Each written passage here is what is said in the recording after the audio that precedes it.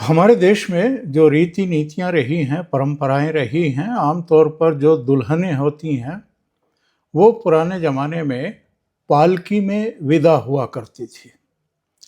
लेकिन इस आधुनिक दौर में पालकी का जबकि कोई नाम भी नहीं सुनता है, जो नई पीढ़ी होती है उसमें।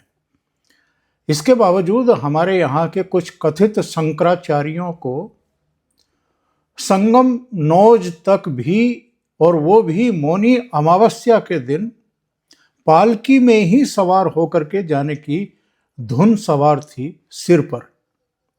और जब पुलिस प्रशासन ने उनको रोका, उनको समझाने की कोशिश की कि भीड़ बहुत ज़्यादा है, तो उन्होंने जो कुछ किया और उसके बाद इसको जिस तरीके से मुद्दा बना करके राज्य के मुख्यमंत्री और देश के प्रधानमंत्री पर, उनकी नीतियों पर और गौ माता को लेकर के जिस तरह का रायता फैलाने की कोशिश की, राजनीति करने की कोशिश की, उसको बहुत सारे ऐसे लोगों ने, कहना चाहिए कि अनधिकृत चेष्टा ही नहीं माना, बल्कि इसके पीछे एक बड़ी साजिश भी तलाशी और कुछ डॉट्स, कुछ बिंदु जोड़ करके इस नतीजे पर पहुंचे कि चूंकि 2027 के शुरू में विधानसभा चुनाव होने हैं, उत्तर प्रदेश में भी, उत्तराखंड में भी, पंजाब में भी, मणिपुर, गोवा में भी,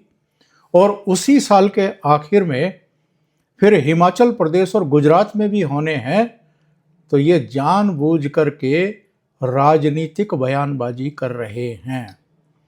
बहुत सारे संतों ने भी समझाने की कोशिश की थी, लेकिन नहीं माने। अब उनके लिए एक अलग तरह की पालकी तैयार है। पॉक्सो एक्ट के तहत उन पर मुकदमा दर्ज करने के आदेश प्रयागराज की पॉक्सो कोर्ट ने दे दिए हैं, और आरोप ये है कि 2 बटुक छोटी उम्र के नाबालिग जो इनके आश्रम में काम करते थे, उन्होंने अदालत में पहुंच करके इन पर यौन शोषण का आरोप लगाया है। तो अभिमुक्तेश्वरानंद जी, तैयार रहिए पालकी में बैठने के लिए। आपके लिए अब पुलिस की पालकी तैयार है। अब ये गिरफ्तारी से बच नहीं सकते हैं।